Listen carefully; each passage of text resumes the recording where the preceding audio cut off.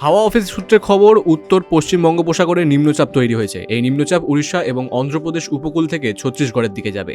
এর সরাসরি প্রভাব পড়বে না বাংলায়, তবে প্রচুর জলীয় বাষ্প ঢুকবে। তবে মৌসুমী অক্ষরেখা ফের বাংলা থেকে দূরে সরে গিয়েছে।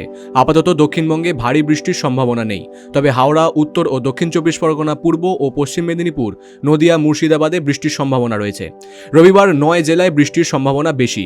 কলকাতা সহ হাওড়া, হুগলি, উত্তর ও দক্ষিণ চব্বিশ পরগনা, পূর্ব ও পশ্চিম বর্ধমান, বীরভূম ও নদিয়াতে বৃষ্টি হতে পারে। সঙ্গে 30 থেকে 40 কিলোমিটার বেগে বইতে পারে দমকা ঝোড়ো বাতাস। সোম ও মঙ্গলবার দক্ষিণবঙ্গের সব জেলাতেই বজ্রবিদ্যুৎ সহ বৃষ্টির সম্ভাবনা। বুধবার থেকে বৃষ্টি কমবে। এদিকে কলকাতায় বজায় থাকবে আর্দ্রতাজনিত অস্বস্তি। শনিবারের সর্বনিম্ন তাপমাত্রা 28.1 ডিগ্রি সেলসিয়াস। শুক্রবার দিনের সর্বোচ্চ তাপমাত্রা ছিল 32.9 ডিগ্রি।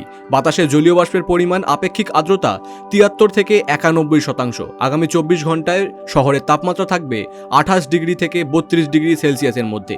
সপ্তাহান্তে উত্তরবঙ্গে ভারী বৃষ্টির সম্ভাবনা। দার্জিলিং, কালিম্পং, জলপাইগুড়ি, কোচবিহার ও আলিপুরদুয়ারে ভারী বৃষ্টির সতর্কতা জারি করা হয়েছে।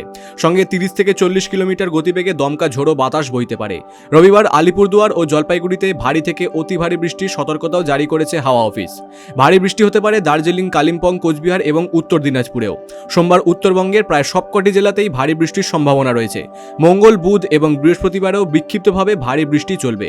তারপর আবহাওয়ার উন্নতির সম্ভাবনা রয়েছে। Bureau report, big news Bangla.